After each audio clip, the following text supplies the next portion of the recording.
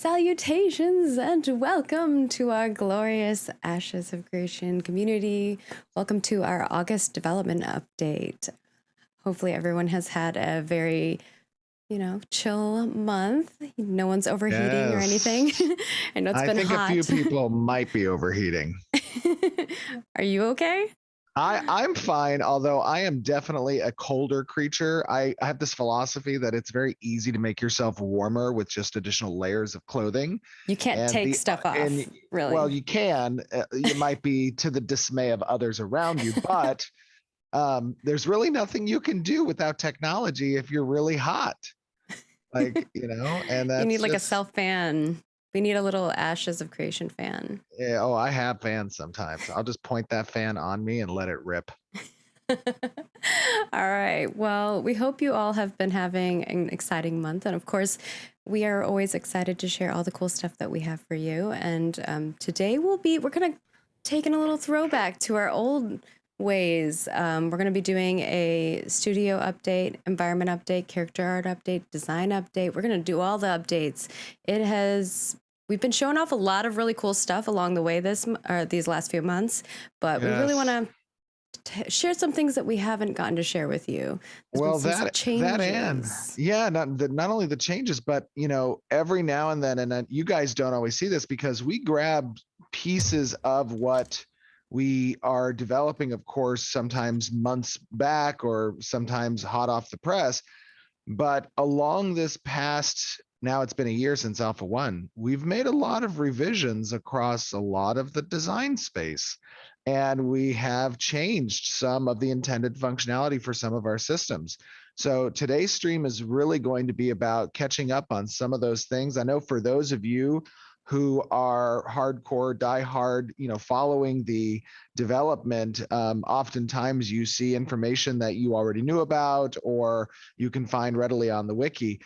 Today we're going to be updating some of that stuff, so it's going to be a little Speaking of which, meatier. get your Yes. little wiki typing hands ready because Oh, you're going to be needing to make some updates because there's things they be a changing.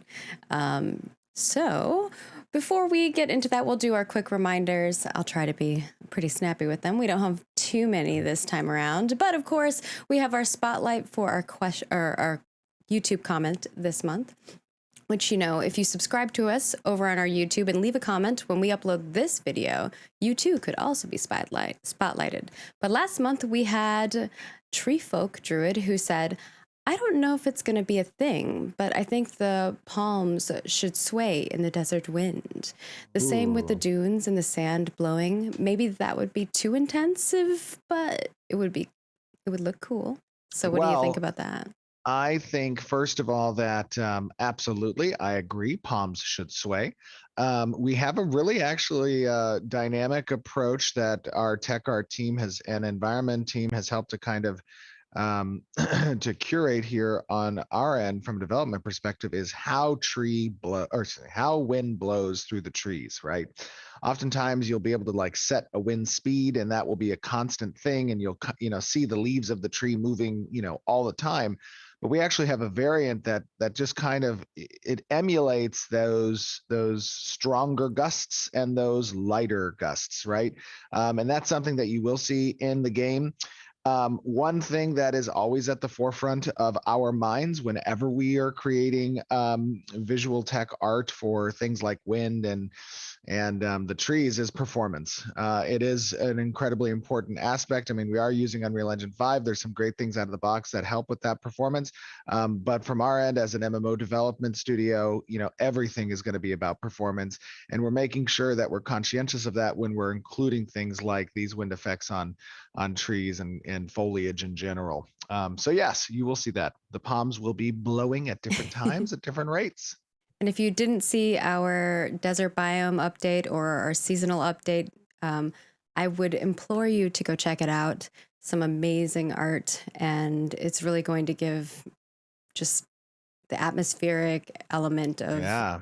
all the seasons. Like the desert biome is just wonderful. How the sand's moving and it looks like it's Yeah, heat. and I I don't and know. I It's so think good. even some of the a little bit of the video showcase on some of that foliage in the desert realm, I think you see some of the wind blowing actually in those trees. Yeah, yeah. I think. Yeah. And of course, we have our cosmetic swap over that will be happening for the tip of the spear, which will be September 7th. So if you want to get those, snag those quick. Of course, these are going to be variants in the world. This helps us build the NPCs, creatures, buildings, etc. Design is going to be utilizing these to make variants of really cool stuff that you're going to battle in game, which is exciting. And of course, we have our dev discussion. We want you to head over to our forums and answer this for us. Would you prefer more traditional MMORPG main and off-tank roles, or would you prefer to see combat experiences with several tanks fighting? And of course, stay tuned next month for our next topic, which will be regarding gathering and PvP. And with Ooh, that's that, exciting. And real quick, I just want to go actually ahead. Yeah. point something out of that.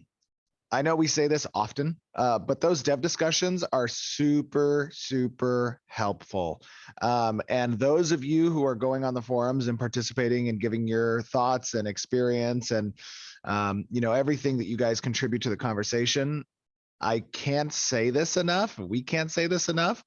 But when we have our community team take those responses and create these reports, they are shared through a meeting with the appropriate dev stakeholders.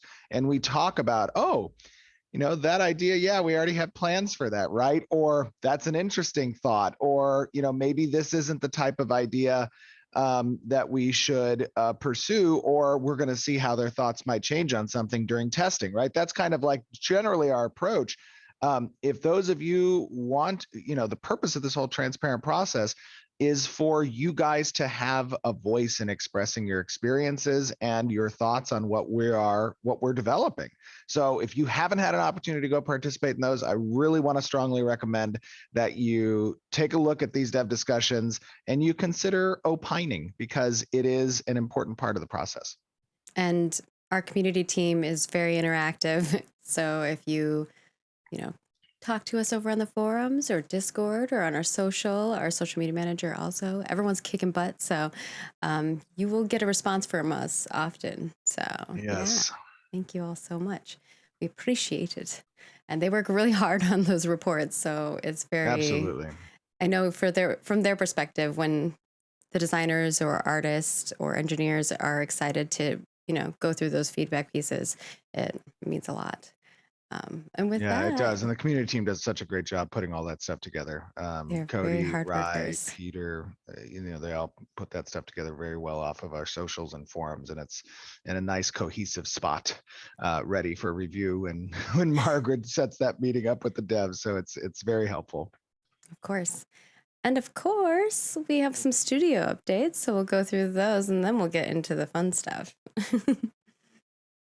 If you want to take that away, I'm Stephen. so sorry. I was reading the comments. I need to not do that. Yeah, studio update.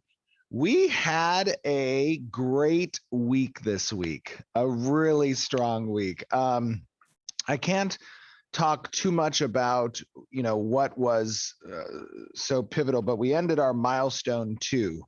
And for those of you who are unfamiliar kind of with production of game developments and stuff, we run a pretty agile project management structure. And the end of every few sprints or so is our milestones, and we like to celebrate those milestones here at the studio. We had a great time. Was it Wednesday night? I think it was Wednesday night. Wednesday night at a local place here where we all got to get together with the team and just kind of celebrate. We played some virtual golf and did a little arcade stuff in the evening, had a few drinks, had a lot of fun with everybody kind of celebrating. We had a big town hall on Wednesday where we showcased our achievements. There were some tears. There were definitely some tears. But I just want to say that this last week, kind of going over everything that we've accomplished in milestone 2 internally as a team, it was really great to see, because this is a lot of work. It's a lot of work building a MMO, especially one of our particular ambition. And the studio has grown now. We've hired over 40 people this year. which is a big number. And that in any company's lifespan can be a difficult thing, the growth phase of a company. There's a lot of stuff that can fall through the cracks. There's culture that you got to be super cognizant of and protect. There's workflows and processes and pipelines that you need to induct people into, right? And I want to say that our team has managed that very well. And I have been a part of growing companies in the past, and sometimes it is not done well. And when it's not done well, you can tell very, very quickly when processes start to break down. Or But communication. exactly. Yeah. Correct. Yeah. One of those. Yeah, absolutely. One of those components of good processes is effective communication. And those are facilitated by the team members. Particularly production helps in that regard, but also the leads and the new members of the teams, it's all their responsibility. So what I just want to say is that this last week has been a great illuminator of just how far we've come this year internally. And I know you guys don't have 100% insight there, but I got to tell you from my perspective, it has been a truly phenomenal experience over this last 6-7 months of the year. Other studio update, we are still continuing to hire. We're having a great success attracting a lot of talent. We have a pretty small window of acceptance rate from our applicants, about 1.4% on average a month, which, it's nice to have that pick of the litter, so to speak, right? There's a lot of talented devs out there. If you guys don't make it, through the process here at Intrepid, that doesn't mean you can't make it in the future. So don't let that be a discouragement.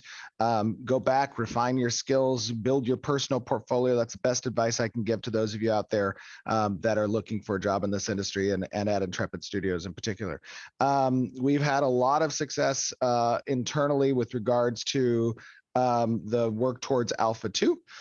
It's been very exciting to see. You guys are seeing little pieces of that each month. But otherwise, the studio update's been pretty great. For those of you who are saying Steven needs an assistant, there's a position up. Oh my God, there is absolutely. Please can I yeah, go for it. Can I just say this? Okay.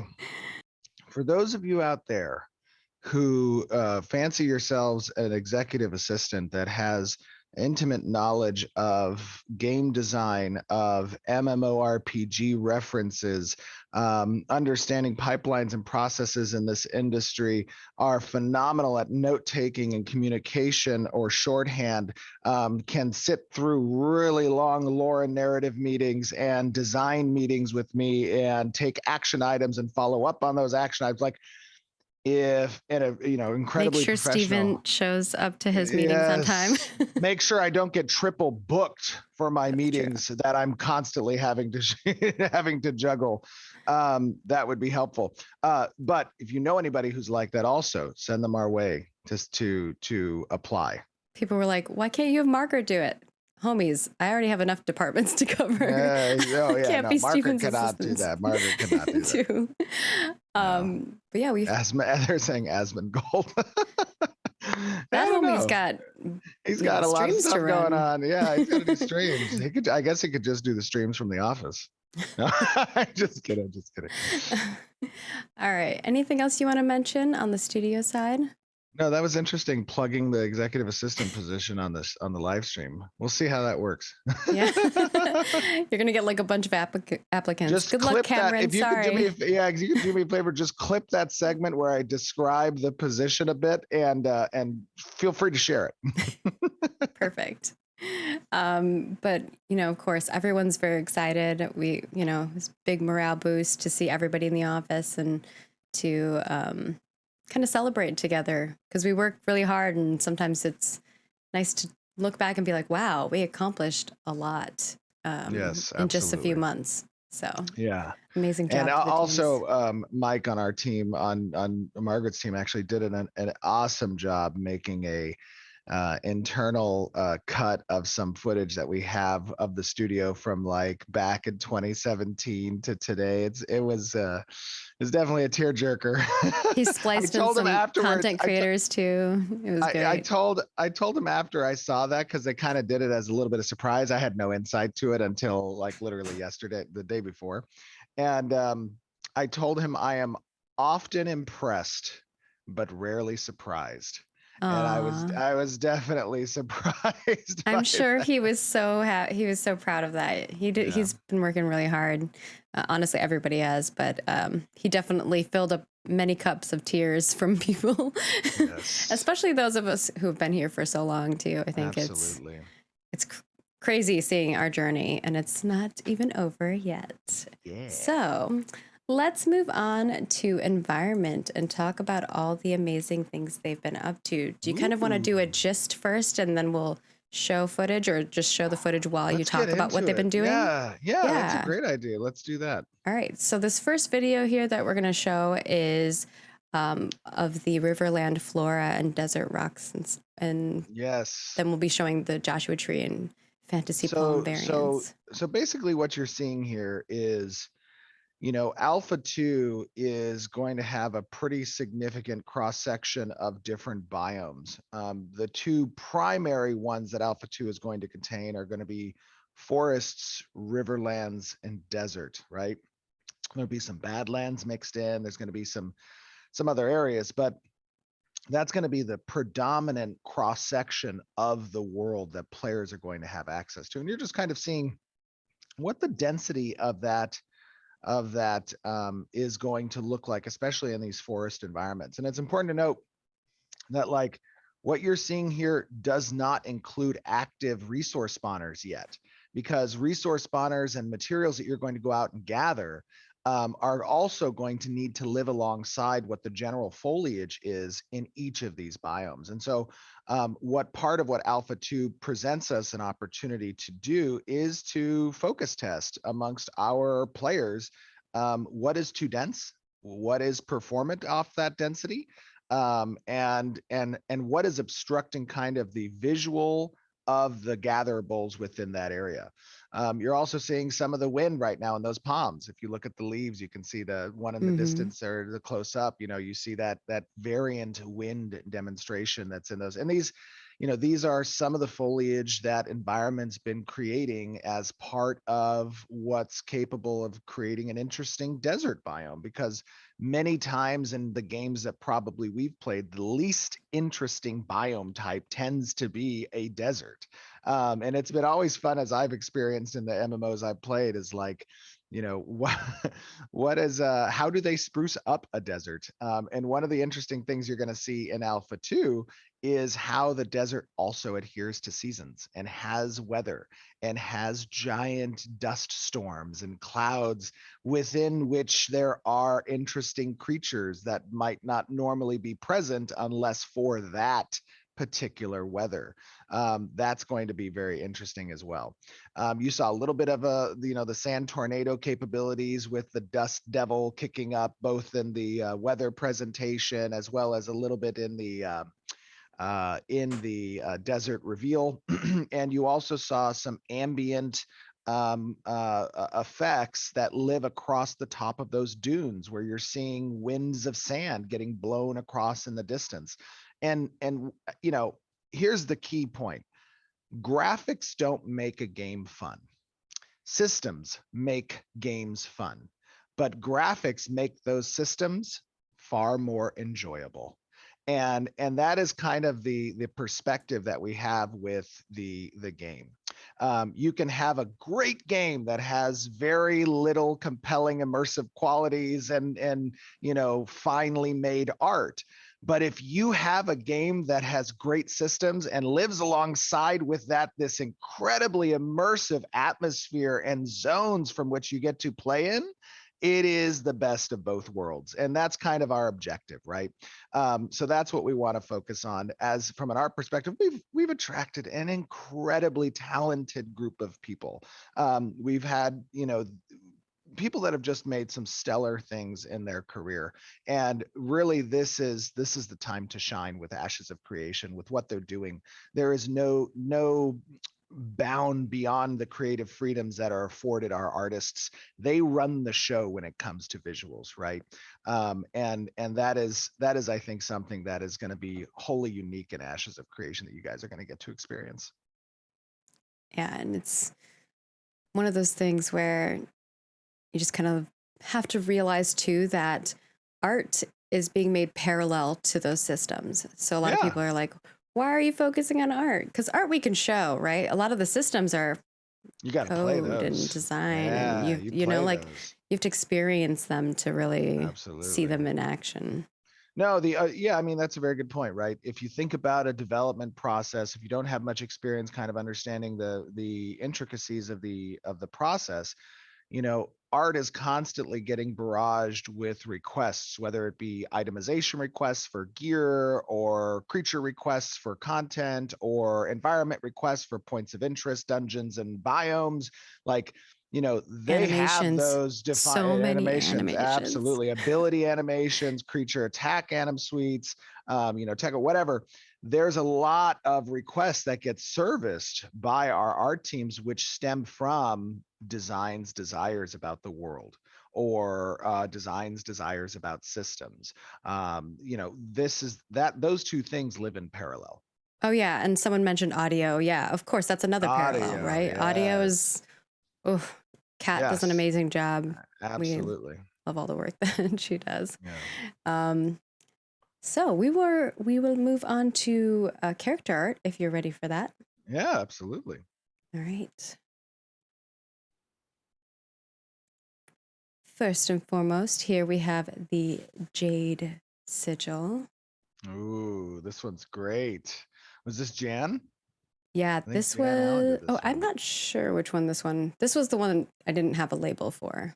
I believe this was Jan's. Yeah, looks very good. I love the rope work in the back there. This was one that Yeah. I designed like a long while ago. So it's cool to see it in a Yeah. 3D model. I was inspired by like WWE belts, but I was Right. like, make it Renkai.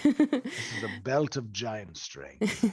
Plus five. It is the 4. Jade Sigil. I'm just And then we have the Trawlers Guys, which is by Jan as well. This one was designed yeah. quite a long time ago. Those fishers out there Hmm. interested in some fishing, maybe? Yeah, this was one of the sets that I designed for the Nikuin. Um, Ah, now you're seeing it. somebody got the Pathfinder reference. Buttercup Clover. Nice job. Good job, There's a lot Buttercup. of Pathfinder. Oh, by the way, did you know, Mm, Stephen, last month they yes. got a bingo. Who got a bingo? They got a bingo, the chat did, because they do like the community bingo sheet. Oh, no way. Yeah. That's cool. Did they win a prize? I don't know. Oh, The prize was they got all the things they they got wanted. the I don't bingo. Oh gosh. know. Oh, that's good. But I like I that. believe we have a turntable of this as well. So cool. I love it. Looks very good. I like that hat. It's perfectly made for hot summer days Right? out on the tropics. Other option is you could take it off and use it as a little boat. Oh my gosh, that's not a bad idea. Although it has holes in it, it looks like. I don't know. It's more like a uh, pasta strainer, it looks like. Pasta strainer, your fish Yeah. strainer. And then we're gonna move in. I know your favorite thing, you guys, some mounts. But I promise you, these are cool. This one is the garden. Just so pretty. Ooh, look at that guy. This was a Jinsey. Can you imagine just camouflaging into like a little foresty environment or like Yeah. a garden with him? Just walking around in the Yes. forest. Yes, that guy Beautiful. is pretty sweet. And do we have, I was watching his animations get worked on and I I was like, oh my don't God. I don't Not have the yet. Okay, animation. future. It's okay. It's future one. We'll do Yeah, it in future one. the footage that was in there was not the I didn't want to show that. So This if guy we get is updated ones. he's a fun one. Yeah, it looks cool. And then Also, this interesting is thing to note there, I believe, is that those portions on the branches, they yeah. interact with the wind as well. Mm-hmm. It's like the cape on the character and the hat on the character. And we have shown that there may be cases where certain mounts will interact with seasons. If you've seen some of the season tech that we've done before, there may be mounts down the line that, if they have leaves, they change with the seasons and stuff like that, which is really cool. Yes. And Somebody then said you this could one, sleep under that tree guy. That's so, Aw. yeah, that'd be cool. You can have your mount out without needing to be mounted on it. You could definitely do some emotes to lay under him, little RP sesh. Yeah, your mount will Uh, walk alongside you if you don't want to absolutely. ride on top of it. I And love this the is the burb. crested sun plume.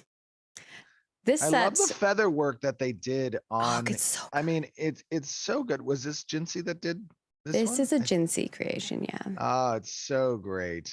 Yes, I love it. And the color composition is just beautiful. I mean, it almost is, it strikes me a little bit as a pheasant. Yeah, so the inspiration for this one, I was designing it a while ago, was like well, obviously first you, because you're ducks. So I Mhm. wanted to make like My a poor little ode ducks, to a that. homage. Yeah, a Oh, little to the homage to your ducks. ducks. Oh, And murderous. then We the need a other murderous thing, falcon now that can eat these things. No, I'm just kidding. we have one of those already. Oh, okay, It perfect. has like multiple wings too, which, is probably animation's favorite thing for me. They're like, Margaret, stop making so many wings. Um, but this is like a Chinese duck, which is really cool. Like there's actually Oh ducks that yeah, exist like this that are really yeah, beautiful colors. very Obviously, ours cool. is a little different take on it, but inspired by, Yeah, for I sure. do love Peking duck. It's one of my favorite dishes. Don't eat him. Well, I He's your mean, mount. I don't know. Could you eat him if you found him in the wild? I mean, you're probably as big as his like leg. Good luck trying to eat him. He's gonna eat you. Oh, it's so good. But I like the traditional Peking duck. That's like the flat pancake, not the bun that the meat goes Oh, on. you don't like Yeah, the I don't soft like the buns? bun one. No. Interesting. I'm sorry. I'm not trying to eat this mount, but sorry. Next up, we have some creatures. The first is a concept piece for one of the Minotaurs. The Minotaurs are looking Ooh. so Wait sick, you until guys. you guys are going to see these minotaurs in action next month, actually. Little leak. Yes, Oh no, did I leak? a little I'm teaser of sorry. I'm that. sorry. You're gonna see these guys in game and combating a ranger. Ooh, it's gonna be fun. They are so cool. The community team is like, new race? No. No, no, We- no, no. we- By the way, this is just one class of the yes. Minotaur foes. The Minotaur almost are like a player character race to a degree. They have many different classes of them that exist within the world that you will be facing. Yeah. They're Oh, pretty do you sick. have the one on the pig? I don't. This Oh was the only one my I was God. given from Oh, that you are character artist. kidding. Are we able to do it live? I need to Yeah, show if you you send that it to one. me, I will put it live. All right, let me grab Sark. it real quick. I'm so sorry, chat. I just feel like you have got to see It's this pretty guy. cool. It's pretty cool. Oh, just wait. Just wait. Hold on. I'm sending it right now directly to you in Okay. Slack. Stand by. I will snag it and pop it into the scene. Here we go. And message and send. Usually the artists kind of decide what they want to share every month because sometimes they're like, oh, it's not quite done, It's so I don't want to okay. I share have it yet. veto power. I have veto I know, power. but Steven does have veto power. Don't yell at me. Don't come for me. Okay, there you go. There Okay, you go. Got it. let me snag that and pop it into the scene. Just wait. It's a different And the cool size, thing about this so is that this guy that you're about to see may have stages where during the combat, when you reach a certain objective, could be health wise, could be some mechanic, that he will dismount and take combat to foot. And there's you will there you go. see. You will see. There he is.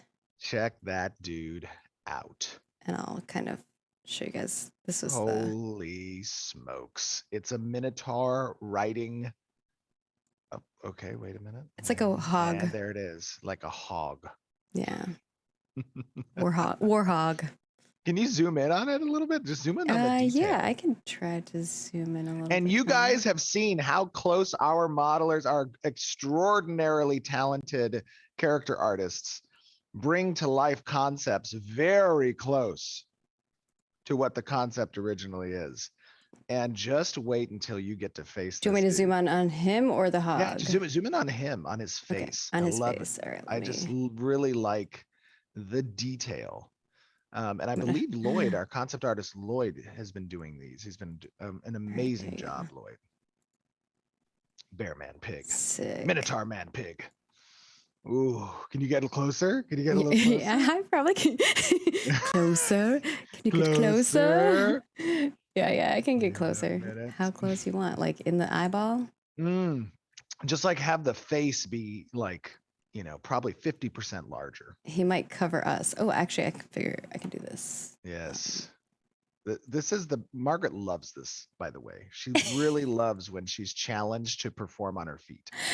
Like she's We're like, doing it doing live, it you live, guys. doing it live. Live production is fun though. I agree. Live production is fun. Oh, look at that. Look at his snout and the teeth.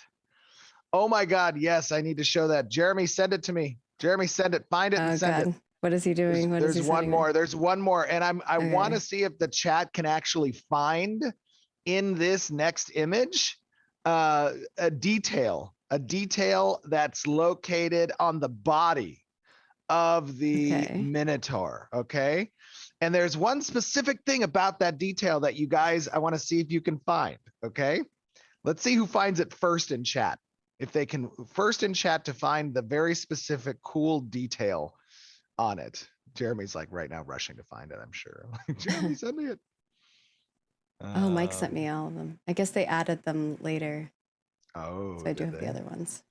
Hold on. We can move on to the next one while Jeremy finds it, but it's coming up in a second here. All right. As soon as you send it to me, Jeremy, I will showcase it. All right. Next one is we have the snake creature. This is not fully done, but we like to show you guys kind of like the different phases. So you can see concepts, you can see models, you can see the process. This guy is in a T pose. And what that means is both from his arms that you see extended, but more importantly, the tail. The tail's also T posed. So when this guy moves around, he's going to be in a more interesting stance. Tail's going to get coiled a bit. There's going to be variants of these types of snakes that are based on different types. You're going to have like a black mamba version. You're going to have a cobra version. You're going to have a rattler version that comes off the tail. These guys are super cool, like Naga style. Okay, here we go. Wait, but that has a interesting color version there. It's hard to tell where the center is. Okay, yeah, I'll send it over though. I'll send this one. Yeah, Mike, you can send that one to send that to Margaret. And then Mike's gonna send that over to you. Yeah, these guys are super cool. These are the inhabitants of a particular dungeon. Oh, perfect. Yes, this is much better. Okay, hold on, wait. I'm so sorry we're doing this live, guys, but I figure you're gonna love these things. I make a full run of show, you guys. She does, but you know what? Sometimes you just, what do they say about plans? No plan survives My plan survived, Steve. the first shot or something, the first battle, contact with the enemy. No plan survives contact with the enemy, right? Not saying our community's the enemy. No. But it is sometimes just fun to do things live. Okay. He sent me a bunch, so I don't know if you want me to share all of these or okay, just the this one that had the Lord. The Lord, you'll see. Okay, the Lord, the Hunter one. Yeah, Lord Hunter. Yep. Okay, got it. Okay, now what you're looking for is on the Lord. Okay, give me a second. You're looking for the one on the Lord. And if you want, do you want me to zoom in on him? Yeah, so he's like a little bigger. Yeah. Okay. All right. It's a trophy. It is a trophy. Somebody guessed it's a trophy. What you're looking for is a trophy that the Lord has on his body somewhere. What is that trophy? There's something that gives it away. Someone called it talentless. He said Dunir. The talentless said it. He found a Dunir skull. And what is it about that skull, the Dunir skull, that's unique? The beard is attached to the skull. So that's some lore. That's a lore reveal. You've just discovered that Minotaurs don't like dwarves. No, not only that, but that dwarves are born with the beard attached to their skull, and it just takes time for the beard to grow out of the skin. But the beard is there from start. I zoomed in on it for you. It's a baby beard. That is true. They have baby beards, little baby beards, little 9 pound, 6 ounce baby beards. All right. This is the content you guys came for, I hope. All right. Next up, we've got a Cyclops. Ooh. And you can see the scale of the person down in the bottom. Now this, my friends, is a world boss. This is, and can you see the scale? Yeah, Yes. So, it's a little. so this guy takes a raid, and he's one of the first bosses that you will encounter in the game. He's gonna have some fun tactics. One thing that's unique about this guy is he roams the Riverlands. He's not in one specific area.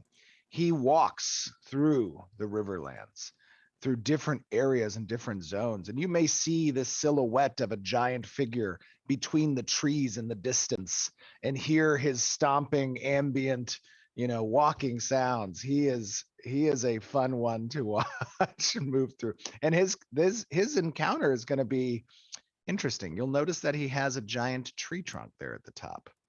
I wonder what he uses that for. Smash. I like that. All right. And I think I have another Minotaur that they would like to share. So I'm going to try to get that into the scene here. We're just going to keep going back to the Minotaur for you guys. Another one? Yes. Another Minotaur? We're just showing all the Minotaurs. We're giving away the Minotaurs. Ooh, this one is with the... He's a what else is on the shield? He's a tanky boy, they call him. Mr. Tankers. Mr. Tanker McTakertons. All right. I like the skull and the armor set on his shield. Now we'll take it a little bit more whimsical. And we have the Rootling.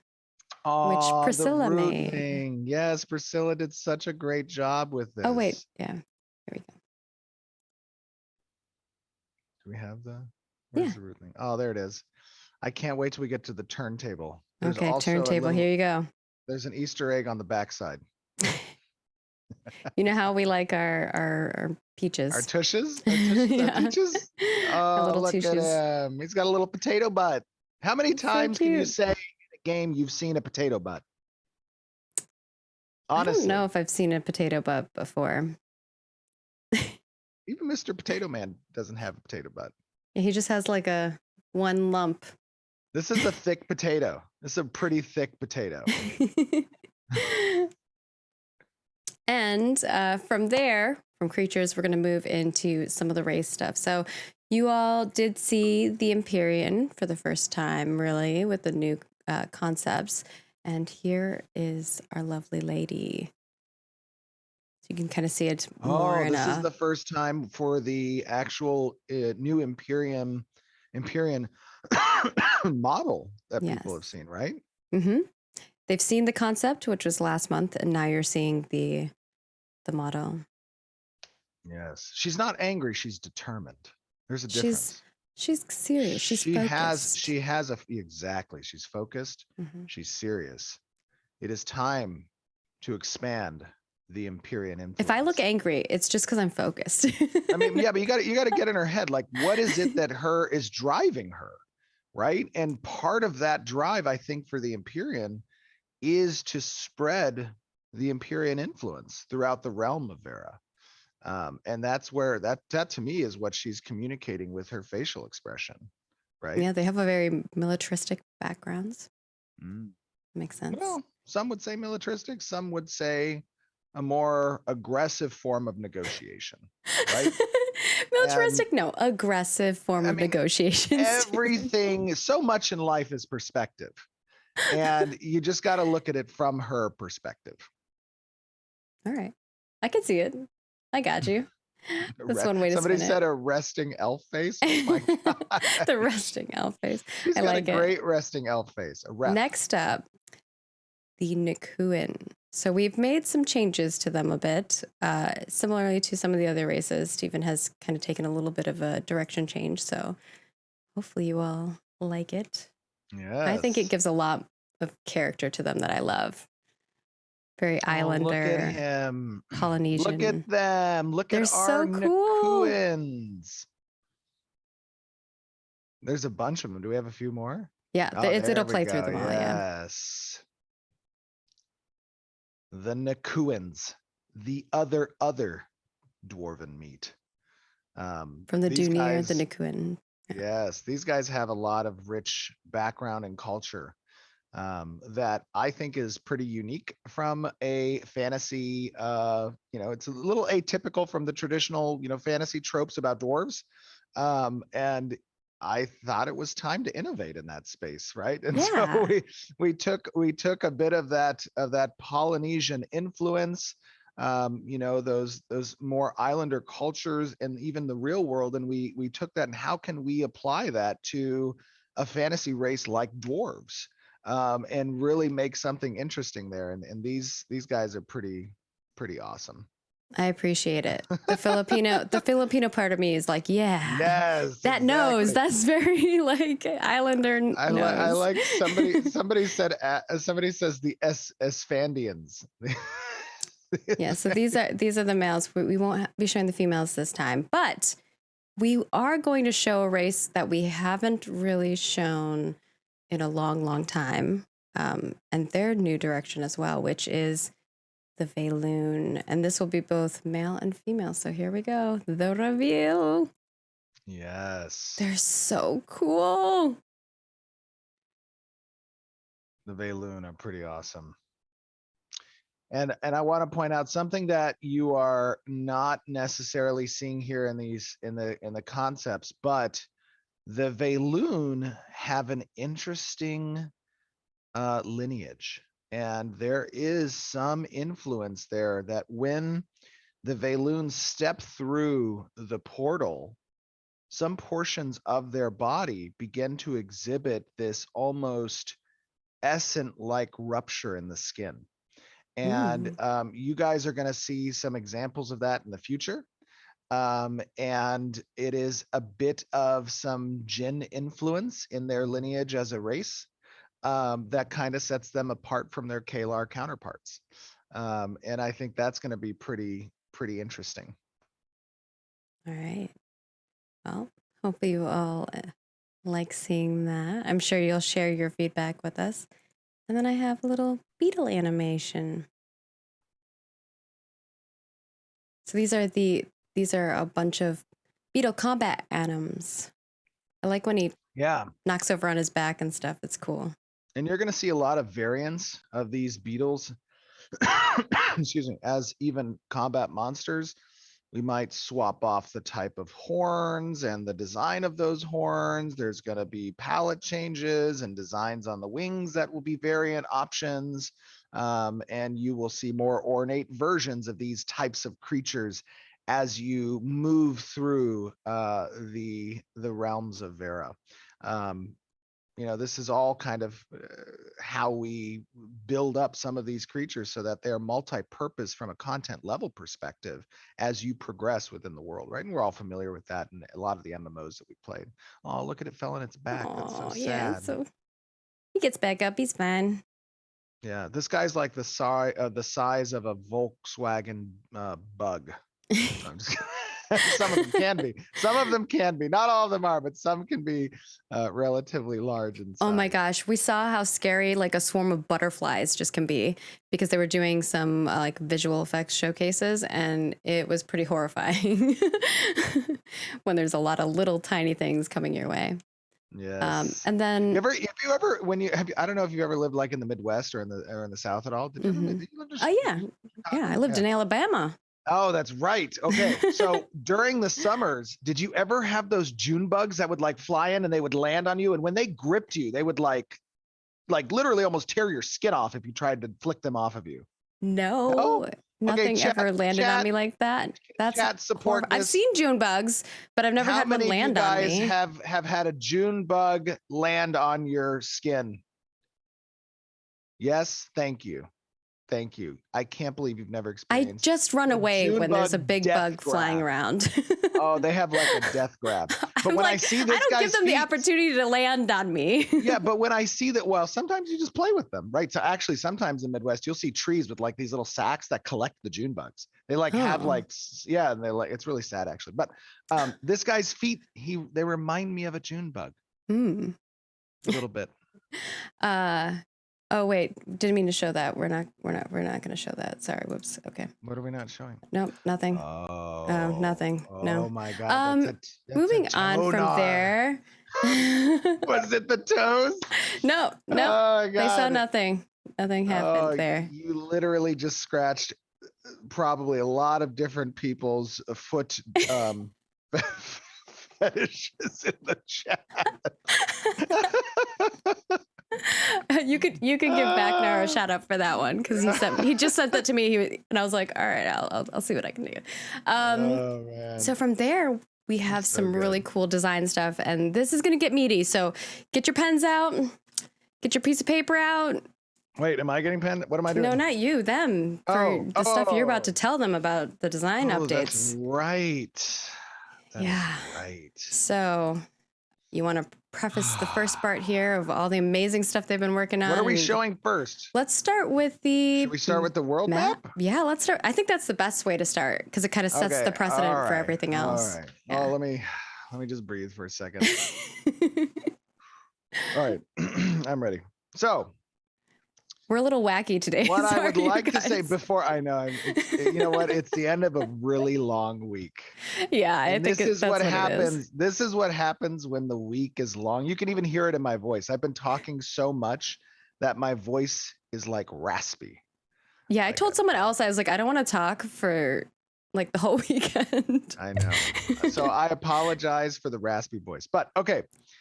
Now, in the past, you have seen, before we show this map, you have seen our old world map. And I told you a few months ago that this year we've made some significant changes to that world map. A lot of those changes were rooted in a few things. One, as as we've been prepping and building for Alpha 2, we have had some real coming to Norland moments. Where we've had to talk about, as these large POIs, as nodes are being placed, as those areas are being defined for freeholds, for roads, for everything that exists within a zone or the world. How is the spacing for that, right? And you can do some portion of estimation based on simple math, documentation. You can plan things out, but the moment you start really getting a feel for those things in the world, no good plan even lasts first contact with the enemy, right? That's same concept here. We had a plan. This is your theme for this month. This is the theme. The plan had to change, and it had to change because there's nothing more important than being in the engine, building those things and feeling those things out, right? And our level design team with Jason and Ben and Chris on the node side, Bucky, like helping kind of in building Alpha 2 and prepping for Alpha 2, we've been defining that density, that content density in the world. And it required that we made the map a bit bigger to facilitate that. Can I show it now? Give me 1 second. Okay, hold on. There's one more thing. There's one more thing. Okay, all right. One more thing. I'm excited to share with you guys. The purpose of it becoming bigger is, as I said, to make sure that that density isn't overwhelming, right? That it isn't everywhere I look, there is immediately something. I have no opportunity to see areas of the world that are expansive and are, just kind of wanderlust adventure feeling, right? You didn't want, you were sitting, everything was sitting on top of you at POIs and nodes and houses and everything, right? It was like an urban area everywhere. No, it wasn't like that. But we wanted to expand that because a large portion of the game is a sandbox element, right? It's coupled with a lot of curated content, but that's that sandbox element. So what you're about to see is also going to include a change in some of the continents that you previously knew, in their shapes, in their orientation. You're going to see two new, very large islands also that were incorporated for a lot of the naval play as we've been doing the naval play. So now, with that being said, we shall show you the new world map in all its 1,200 square kilometer glory. It's gorgeous. Look at it. So while they're looking at this, can you go into more detail on the specific landmass changes and why you guys made those? I think you absolutely. started with talking about the Yes, islands as well. absolutely. So you're going to see some names here, a little bit of a reveal of some of these locations and these areas. And you're also, of course, seeing similar the biomes that are present as well. But more importantly, what you are seeing is the orientation of these continents and these islands that are facilitating specific types of intercontinental trade gameplay. And they support the relevance of these caravans moving across the landmass to locations that will now incorporate these harbor areas, which aren't identified on the map here. We didn't want to share that ahead of time, of course. But I had Mike remove a lot. He of moved the a lot of removed a lot of stuff. There were many layers. We'll show some more of this stuff as we move on, but in future streams. But the important part was providing a lot of coastal naval gameplay between these zones and trade routes between land-based. Now, if we talk about the surface area of the land compared to that of the ocean, let me bring up my handy little spreadsheet that I had with that stuff there. Okay, here we go.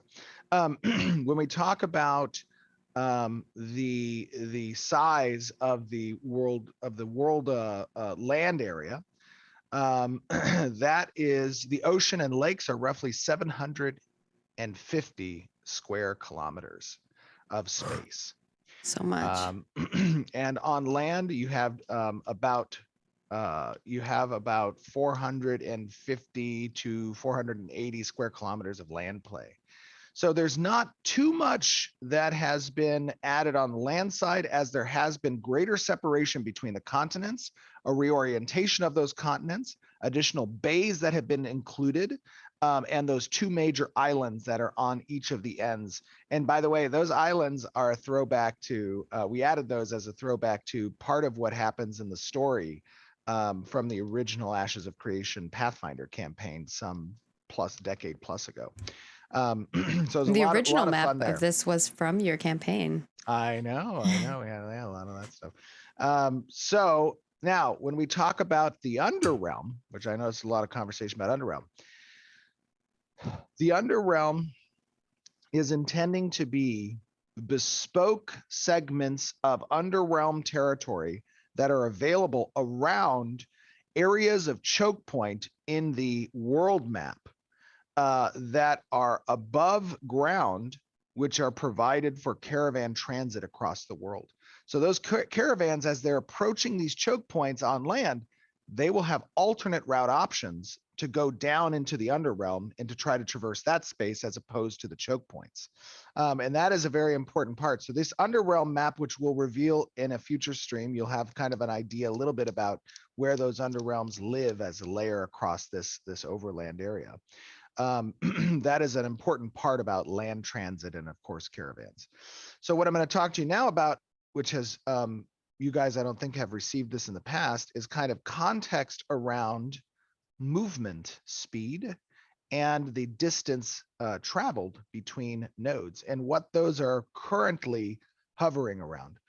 So when we talk about how long it takes to run across a node, to move across a maximum sized node, which is a stage 6 metropolis stage, it takes around 2 minutes and 50 seconds for you to run entirely from one end of a metropolis's plug to another end of a metropolis, which is a significant amount of time, of course. If you're mounted, that'll take about 1.5 minutes, or 1.67, I guess. If you are trying to move from node to node, and it's important to note that node to node, this doesn't mean that it's a built node to a built node. This means it's a directly neighboring node you're moving to. And sometimes that node might not be active, right? Because it's been locked out from advancing due to the stage of a node to its neighbor. But the distance traveled between, without a mount, just running, is about 5 minutes from node to node. While moving from the center of a node A to, let's say, node B, if you were mounted, it would take you roughly 3.5 minutes or so. I'm sorry, actually, it would take you 5 minutes from center to center. From side to side, it would take you about 3.5 minutes. If you were to move across the height of the world map down to the other location of the world map of one continent, let's say, that would take you about 50 minutes. Now, here's the interesting thing. We've said always in the past that the world changes as the node states develop or progress. So that means that when a scientific node reaches a metropolis level, that the vassal network of that metropolis will now incorporate teleportation as an option. And in that sense, you may feel travel very differently between the start of a server and the server 4 months down the line. And that is meant to accompany, that progression is meant to accompany the advancement of the average player population as well, right? If you've traveled So- a route, yes. I don't want to interrupt you, but people No, are no, wondering absolutely. if you said 50 or 1515. So I just want to clarify for them. 50. Yeah, 50. 50 Yes, absolutely. From the top of one continent on to the bottom. foot, right? On, Not and on that a is mount. Oh, sorry. That is mounted.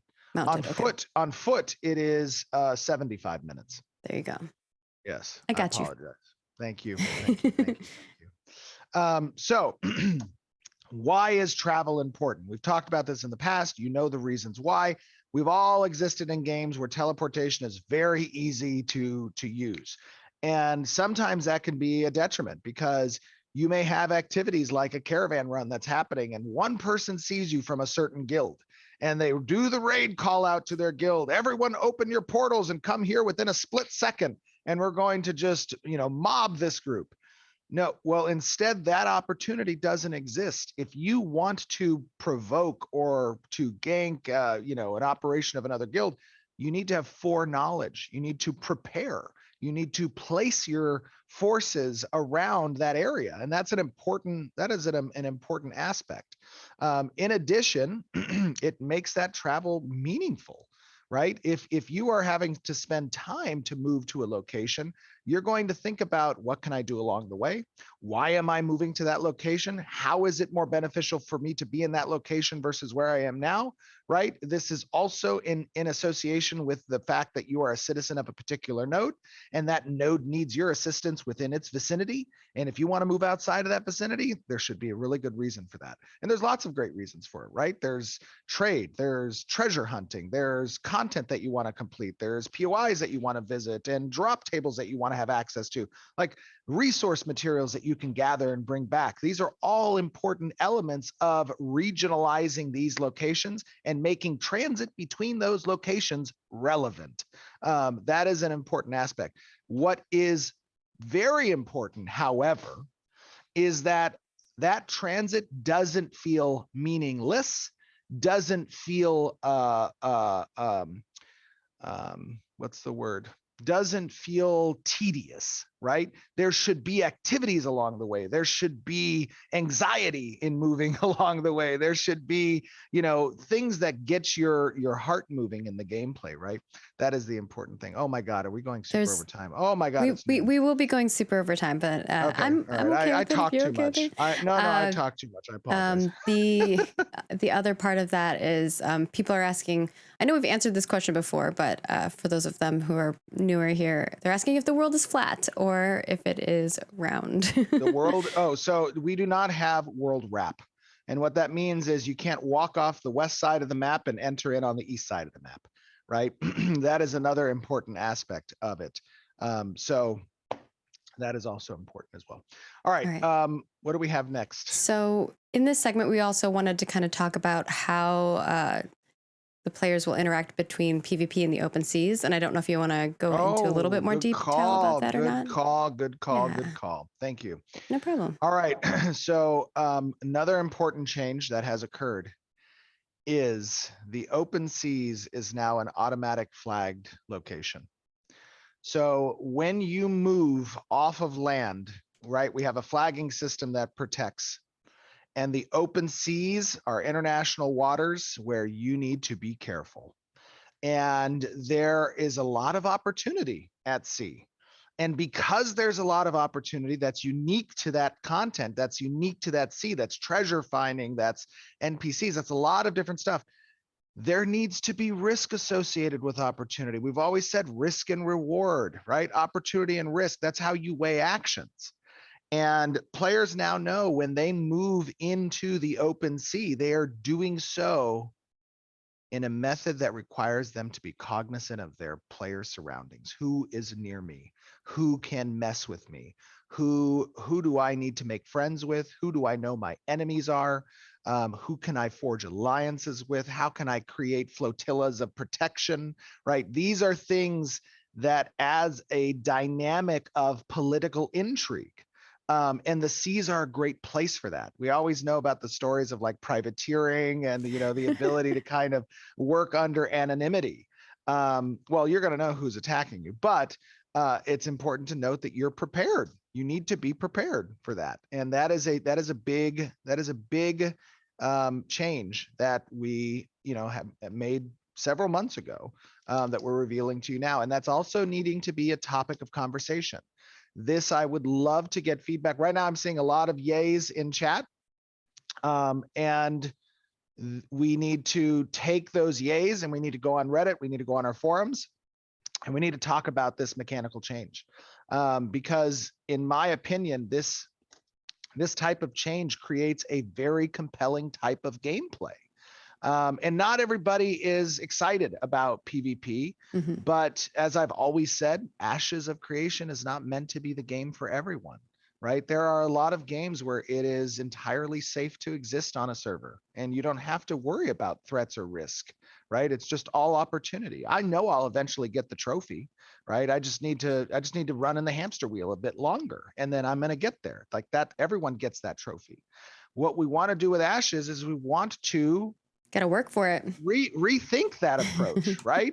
We want to encourage intelligent calculations of risk versus reward, right? These are elements that I think players feel really accomplished when they know that they overcame risk for the trophy, right? That not everybody makes it, but I did. The biggest moments that I remember from MMOs have always been the ones that we, it was a trial and tribulation for, like the big raid boss, getting world forced on that and how challenging it was. So for me, I love the challenge of those things. So we're excited to see what you guys think on that front. Definitely tell us, leave us your feedback, all of the goodness. Now you will be notified when you do that, right? We have a very intuitive UI that as you approach the border between open sea and coastal area, you are notified of that. You are warned ahead of time. There's a countdown when approaching. We interpolate the distance, travel, and speed you're moving, and you get to see, I'm entering open waters. And when you do, you have this big trophy call out on screen that says, you have entered the open sea. Territory fraught, or whatever. Like it is something And that PvP is not the only thing you have to worry about. If you've seen some of the creatures the we have in the creatures. water, Yes. they're also No. scary too. Very good point. Thank you, Marty. Yeah. That is a super good point. Is there's not just danger from players, it's dangers from content too. Yeah. Now that we've talked about the map, what are the node changes that have been made? I know there's been some drastic node changes from the number of nodes that you have on the Yes. map That to is correct. So how vassal nodes work has changed as yeah, well. absolutely. So there's a few things. I'm not sure how much in the past we've talked a little bit about the hierarchy of node structures when they consume additional node zones of interest around them and incorporate them into a vassal-like structure. There's specific relationships that occur between parent and vassal. Lots of benefits, right? It is not a bad thing to be vassaled. It is a good thing to be vassal. It brings many benefits from the sovereign, which is the ultimate parent of that vassal network, down to the vassal node itself. And it allows that vassal node to even live outside of its normal mechanics, right? You get to adopt some of the benefits that the node type of your sovereign is, even if your node type as a vassal node isn't the same. And what was the question? How many? Oh, how many nodes? Thank Yeah, you. how many Thank nodes? you. So Yeah. we have moved from 103 nodes to 85 nodes. And there's a few reasons for that. One, when we were doing the calculations behind how in Alpha 2 and in the game we want these vassal structures to exist, we had more nodes than what felt meaningful. And we wanted to condense some of those curated story arcs and hooks into the environment and realm around the areas to be more bountiful at a lesser node value. Meaning bringing down the node count so that we can increase the richness of each of those nodes more than what was at 103. In addition, as a very yeah, sorry, go ahead. There's some No, we questions can in show regards that. to that. Oh, Oh, yes, okay. yeah. I'll show the vassal node stuff. Yep, absolutely. We can show the vassal. So there's a couple questions here. One is, does that mean there's going to be less housing for people? And then the other element of that No. is, because the world map is so much larger, are we going to increase the amount of players that are on a server, which currently we've stated is 10,000 per server? 10,000. Yeah, Yeah. 8 to 10,000. Right now, we are still keeping the concurrent server population at 8 to 10,000. Although I will say this, that our networking team has been doing an absolutely phenomenal job on our custom network solution. You guys saw it in Alpha 1 with the density of players that we had available during our castle sieges, felt very fluid. There was not a lot of rubber banding. There was, performance was good. Now, what you are seeing here is the vassal node structure. And this vassal node structure tells you what it looks like for a sovereign at a level 6 metropolis stage.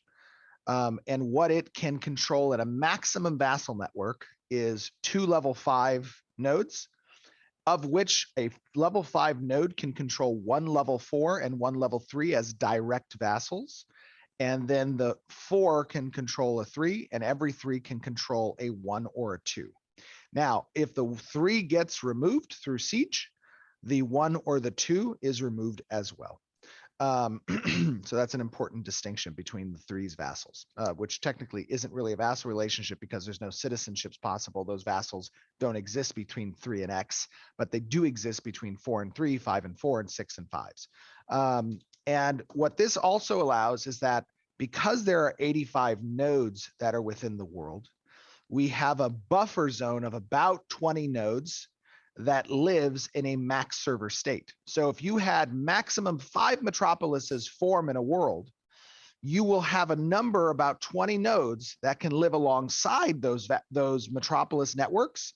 And when or if a metropolis falls, that extra cushion of nodes around the 5 metropolis structures allows for the map to be redistricted in a way that is unique. It doesn't mean that one of the 5s is just going to pick up where the last 6 left off and form the same exact metropolis structure from a territory perspective. It has ancillary nodes to play with and expand towards that redistricts the map so that if a metropolis falls, there's a significant difference in the layout of the world, in the layout of these almost nation-like territories, and that's one of the important aspects of that. Right. Somebody said, "Too many neurons firing." It was a lot. And obviously, for those of you who maybe don't know how, you take over cities and things of that sort, definitely check out our other content. We share a lot of that information.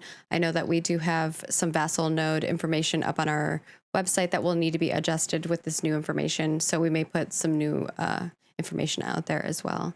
But Yes. And by the way, I yeah, just want to showcase, as we look at this Vassal node network, we talked about a lot of benefits that get conferred down from the sovereign or the parent to the vassals. But what we didn't talk about was the benefits that the parents or sovereigns receive. And of course, that lives in the realm of taxation.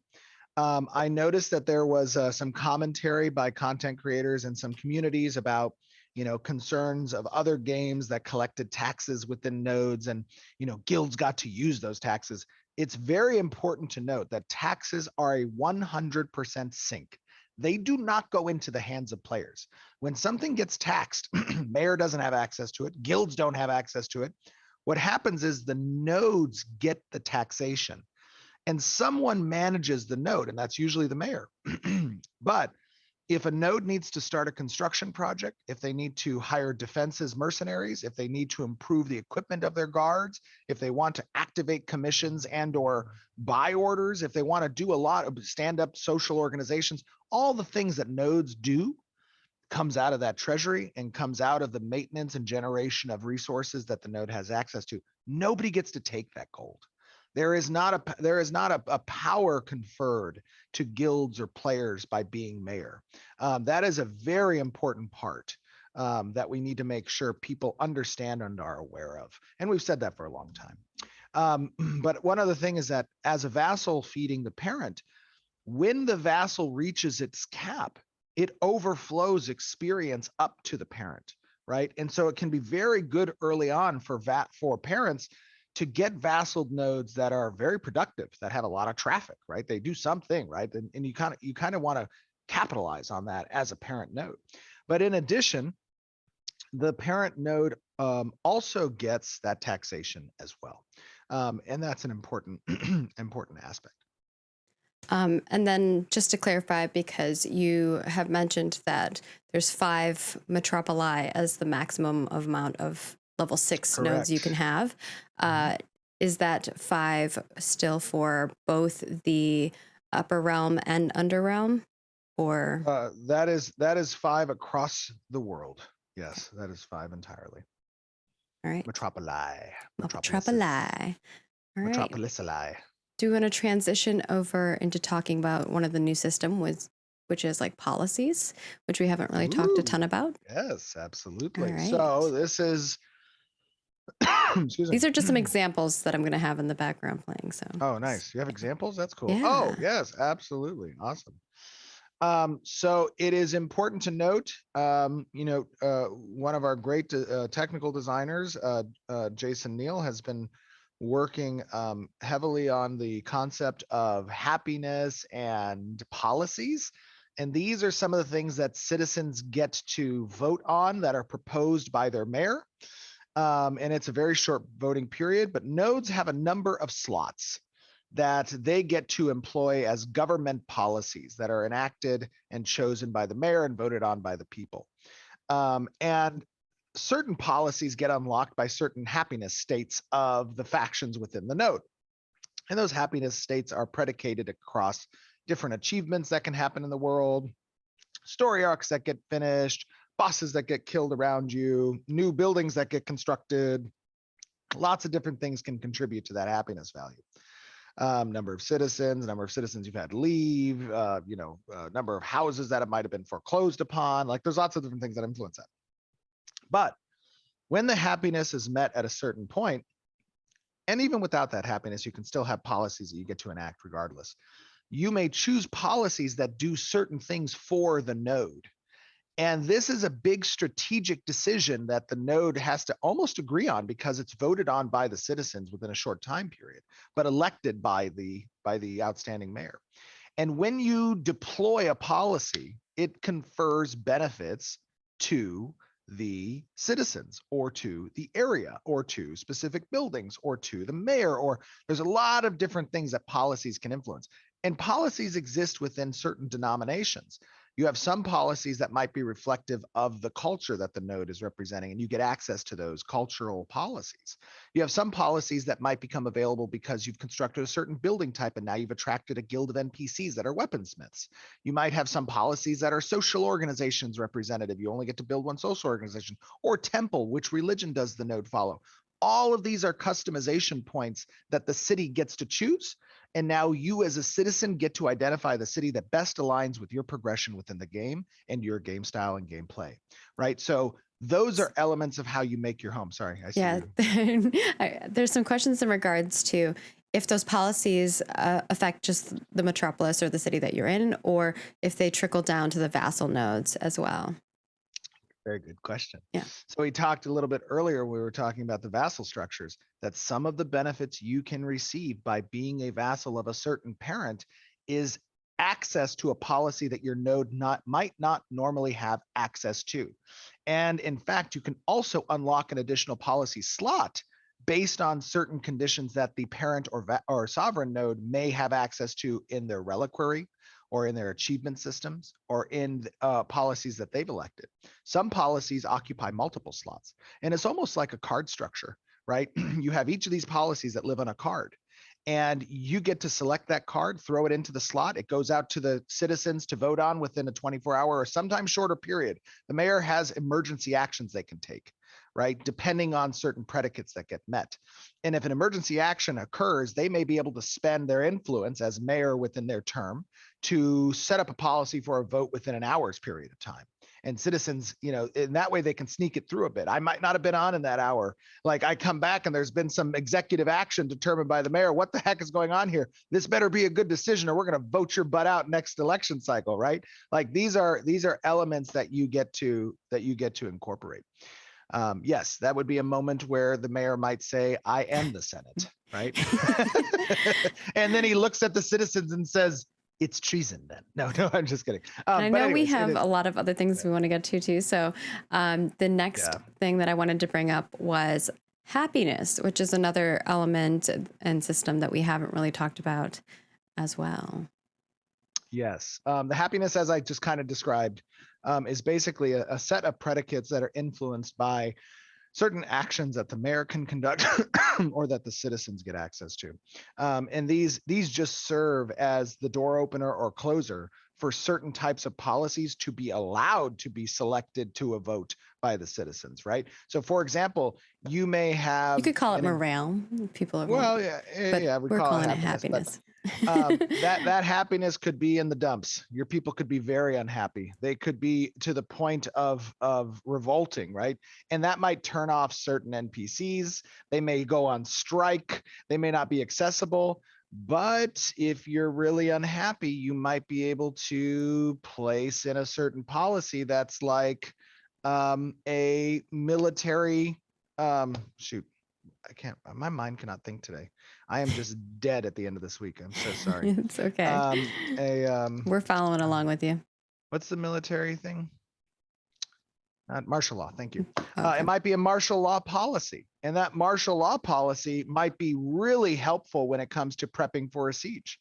That is something that allows you maybe to increase the number of conscripted mercenaries that you have at your allotment. It might be able to go into debt in the treasury for purchasing upgrades to the walls and the gates, or to place barricades and set curfews. Like there's things that can be done around happiness that's important. All right. And then I think there's some questions regarding, does changes in a node count change available to player housing? So if we have, I think I asked you this question, but you didn't quite answer it in regards to, we have less nodes. Does that mean there's going to be less player housing space, et cetera?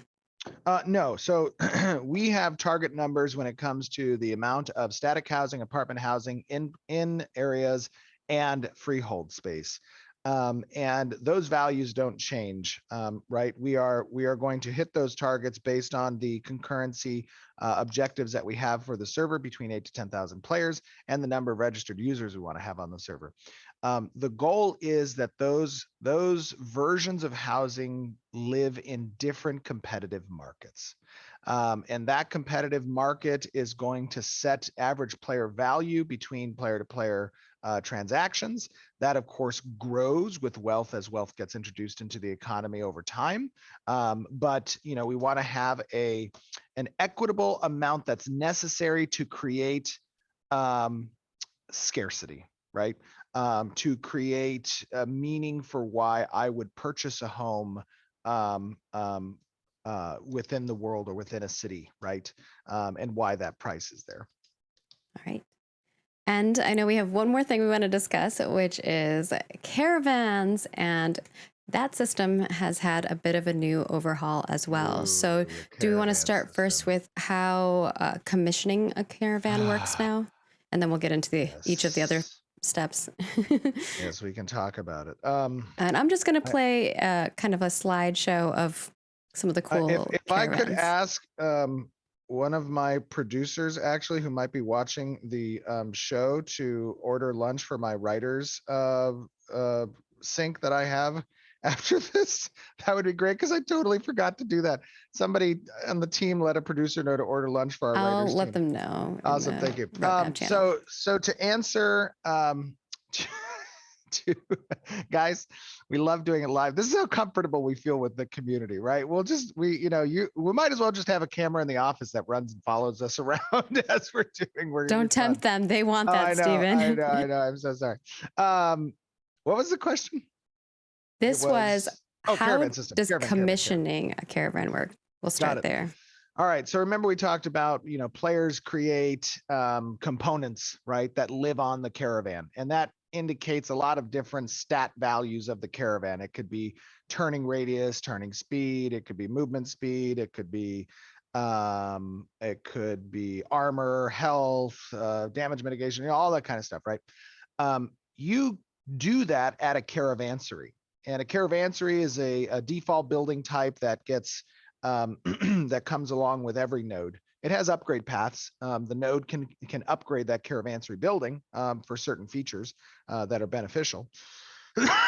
But when you want to launch a caravan, you must first had a caravan that's constructed at the caravansary. And in order to construct a caravan at the caravansary, you go to the caravansary and you say, hey, I've got all these components and I want to construct a caravan. And the caravansary will accept the components that you have. It will use those components. If you don't have components for certain parts of the caravan, it will give you default versions, which will be kind of lowest stat value that caravan can then have. And when the caravan's constructed, it will be hosted at that caravansary. And if you want to launch a caravan, you will select the caravan you have available at the caravansary. You will then be provided with a UI screen that shows you the compartments of availability for storage that the caravan has. You can assign those compartments to members of a party or named interest. You can apply insurance if you want for any pieces of those storage, and it can go into escrow. And if the caravan ever gets destroyed, that escrow will go to the named player. And that's how we kind of set up that transactional, facilitate that transaction between players if they want to do those things. And then when you want to launch your caravan, so if you prepped your caravan, it's going to be in a launch ready state. And you can launch a caravan whenever you want, keep it in the launch ready state. If you click to launch the caravan, your perspective will leave to a world map perspective that sits above the node. And you will have a 360 line that lives outside of the node area at a good distance, roughly about 100 to 150 meters from the node. And you will spawn the caravan there. And it will take about 2 to 5 minutes, depending on some of the upgrades that the caravansary has, for that caravan to spawn outside the node at that location. During that time, you can teleport to that launch location, which is just outside the node, from the node itself. That way people can't follow you, see your caravan that's about to leave or whatever, but you can let your players know, hey, If you're part of my group, you can also port with me and we'll spawn at the location that the caravan's getting constructed at. Once the caravan little construction site is finished, your caravan is ready to mount and you're ready to move along the way with it. As you approach cities, caravanseries will confer a radius around the node. And that radius will be something visual to you in the world as you're approaching another node. And you will see a line, a kind of disembark line, where when you cross that line, you've reached the safety zone. And that line cross is outside of the node in a similar distance, but also based on caravanserai upgrades, that the placement of the caravan at launch is.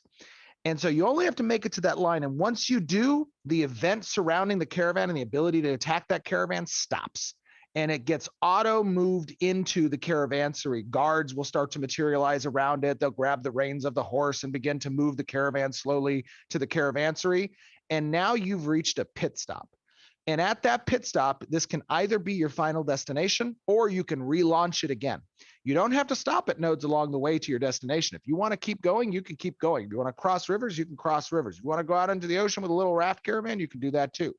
And you can go to a destination and you can stop there and unload there. But if you're running into trouble, if you're under assault, if you're near attack and there's a node nearby with a caravanserai that you can stop at, you can start directing the caravan towards that node. And all you got to do is make it to that finish line outside of the node.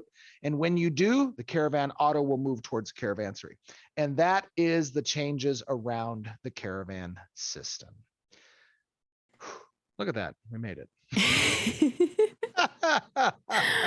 I'm sure people will have many, many questions. But obviously, when we hit Alpha 2, you will experience this, you'll play through it, you'll let us know what you guys think, especially as we showcase more of the footage of it. I think it'll just be something that you have experienced to give us feedback on. We'll make adjustments for. Yes. And that's going to be a big component of Alpha 2, obviously the caravan system that needs to be tested and needs feedback around it. And do you have time, Stephen, for Q&A? I have a 12:30 writers meetup that I need to kind of be at, but I can answer if you want to pick 2 Q&As. I really thought this was going to be only an hour, but I just really talk too much. I'm so sorry about that.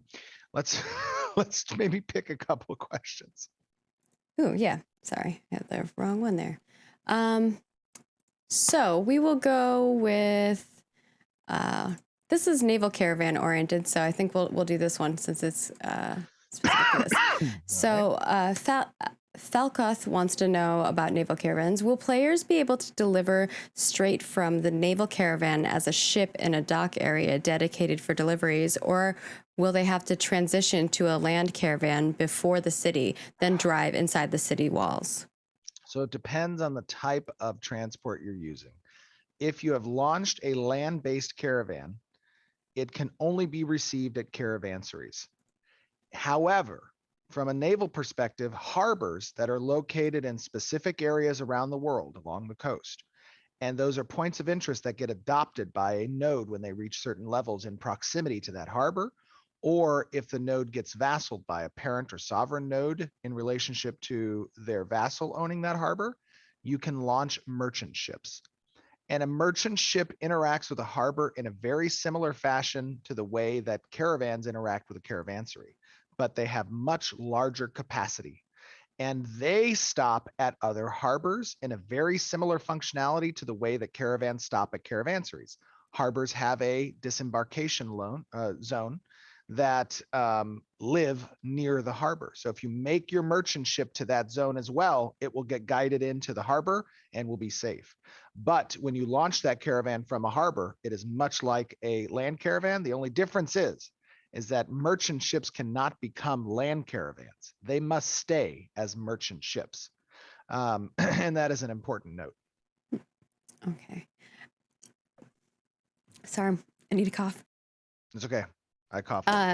Schema 12 wants to know about node selection. What is going to make nodes that aren't centralized popular? Will nodes closer to the edge of the map have better or more unique aspects to them? Or are we going to see less of a reason to have centralized nodes being way too popular. So Well, basically, I think it that they're depends on what you concerned. mean. It depends on what they mean by centralized, right?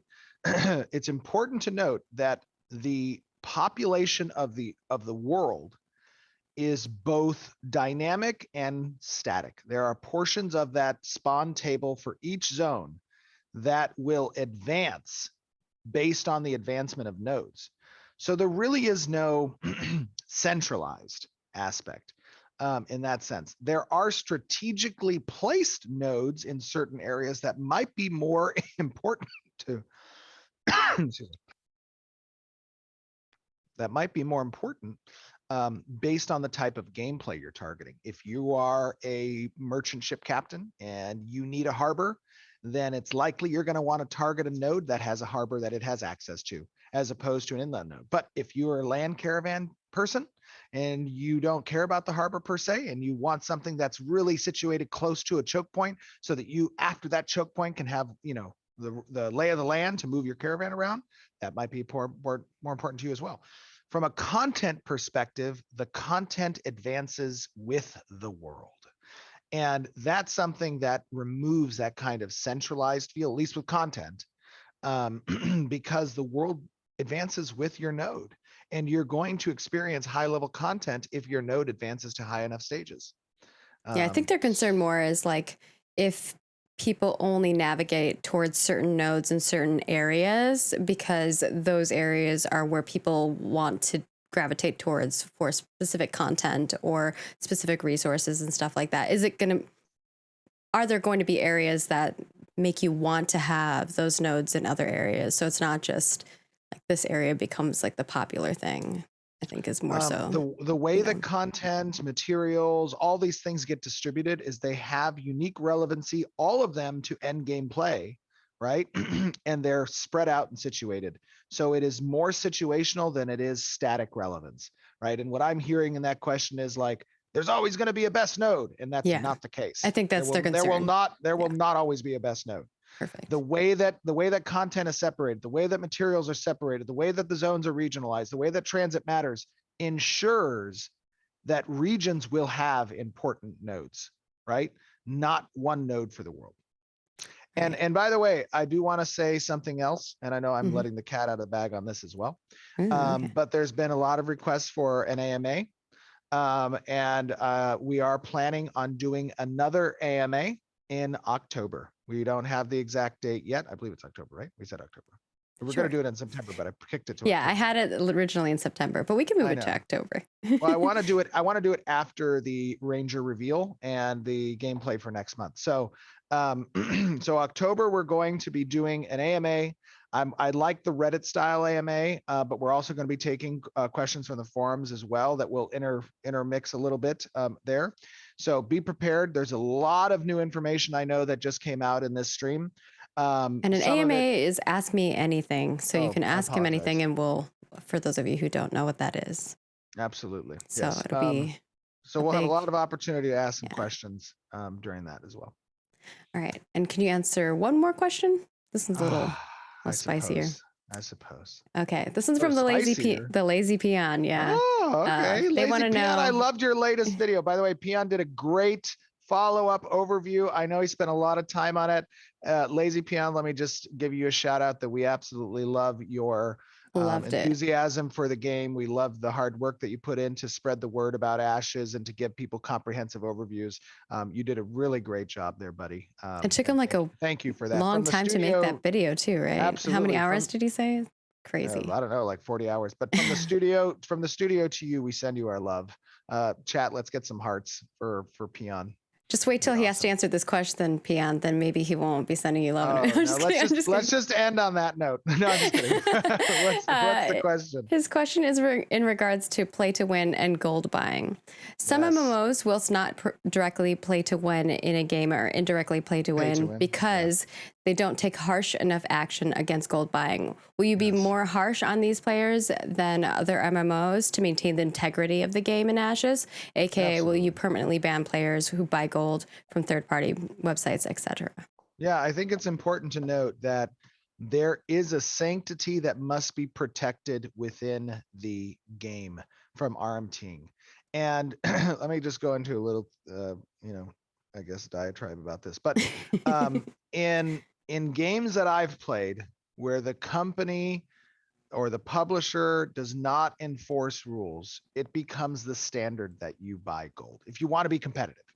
If you want to compete at the top tier levels in certain games and everyone's buying gold, you are almost either have to buy the gold or you're just not going to be able to compete with those people. And that's a really shitty feeling to have. Excuse my French. I apologize. I'll That bleep it is next time.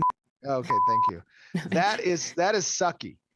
And in order for that not to be the case, it is the responsibility of the publisher or the developers, both, to make sure that we have stringent practices from a CS from a customer service perspective to enforce our rules and to make sure that players are aware if they partake in this, there is a huge risk in doing so. It's not going to be a slap on the hand. It's not going to be we told you once, we told you twice, we told you 3, 4, 5, 6 times. Okay, we're just taking some gold away, you know, that kind of thing.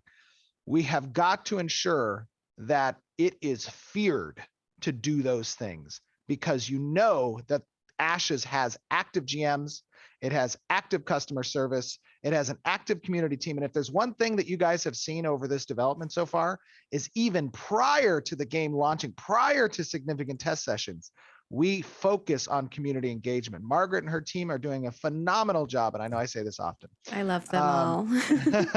in engaging with the community. That does not stop at ship. That gets more when we ship. That becomes something that is intrinsic as a definition between Ashes and the games we've all played. It is the distinctual point. And that means that from an enforcement, from a policy perspective, we need to be Johnny on the spot when it comes to botting or RMTing, because the sanctity of player achievement within the game, when valuing risk versus reward, those things have to accompany it or else it's meaningless. You know, Or what's really else funny is Adam, who's our CS rep, our senior CS rep, just put together a report about botting and RMT and stuff like that for the team. And they're actually going to be putting that together this week to like take some big action on those. So it's kind of perfect timing in regards to we were 100% keeping that in mind. And one of the reasons why I wanted to work here is because Steven does understand how important community and customer support is. Yeah. I appreciate that greatly. I had to buy gold in other games I played because, and I'll readily admit that, is I don't play games to lose. I play games to win. And when the company or the publisher is not doing anything about the rampant RMTing that's occurring within their servers, what do they expect the players who are competitive to do? There's no choice there. And that's the problem is I just no-lifed it. Yeah, right, exactly. But anyways, that is the problem, is that and you know what the funny thing is? It's partly the reason why Intrepid even exists. Intrepid was born out of a hatred for that type of interaction between publisher and the developer and the gamers, is that there was no respect for that achievement in the game when somebody could just go out and buy it and not have to worry about retribution, not have to worry about policy enforcement, not have to worry about an active GM on the server. That sucks. There should be absolutely an activity-based community team on the side of the company and publisher and the game itself. Anyways. And our development team is amazing. The engineers are doing great things to create tools for our customer support in order to allow us to expand and make that scalable, because scalable solutions are the only way we're going to be actually able to continue to, keep up the quality level of that, because you can't be everywhere at all times. You know what I love, and I'm not, I so apologize because I'm not trying to bash on other publishers or game developers, but I love the term games as a service. Sorry, writers. I know. I love the term games as a service. And the reason I love it is because every time I hear somebody say that, I ask them, that's awesome. How much of your budget do you devote to servicing the players through a community team and active CS team? Oh, not that much. Yeah. It's like, wait a minute, I've you worked just on said teams, games as a service. I've worked on teams where I'm the community manager, the social media manager, that I'm doing everything, right? So I think the fact that you understand, for us to do the quality level that we need people to be doing those specific jobs. Absolutely. So Absolutely. thank you. I One other appreciate thing I want to say, I didn't give a shout out to Narc. I know sometimes I need to give a shout out to Narc because I love his intros, but I do want to say it's probably not a healthy thing to have underwear with my face on them. Um, Yeah. yeah, I saw in a couple videos there was underwear with my face. I'm like, what is this? Yeah, probably probably not the best idea, but either way, do love it. It was hilarious. All right. But Well, with that, I know we didn't get through a lot of questions today, but hopefully you got a plethora of information. I know that the theory crafting is going to be madness. We're very excited to watch and see all of the content that you guys are going to share or write about. Please send us your feedback. Head on over to our forums, go to the Reddit, post on our social. We love hearing about it. We continually ask you for your feedback. Note that there is a new tank participation dev discussion up. If you have not partaken in that, please do so. There will be another one coming up next month. And of course, the Tip of the Spear Cosmetics will be swapping over on September 7th. So you'll see the next set, which is very exciting. yay. Thank you to all of you who have been hanging out with us for this long stream, I'm as so well sorry. as thank you to Stephen for spending your time. Thank you to the writers who are waiting for Stephen Yeah, oh in my the God, I'm meeting so room. sorry. Everybody stay healthy, stay safe. This video will be up on Twitch immediately, as well as over on our YouTube channel later. Note that if you go to our YouTube channel tomorrow when we upload it, if you leave a comment and you are subscribed to our channel, you could possibly have your comment spotlighted like our lovely friend earlier in the session. And of course, follow us on Twitter, Facebook, Instagram, all of the social channels. We are constantly over there hanging out with you guys. Discord's a great place to continue to communicate with our, community team on a daily basis.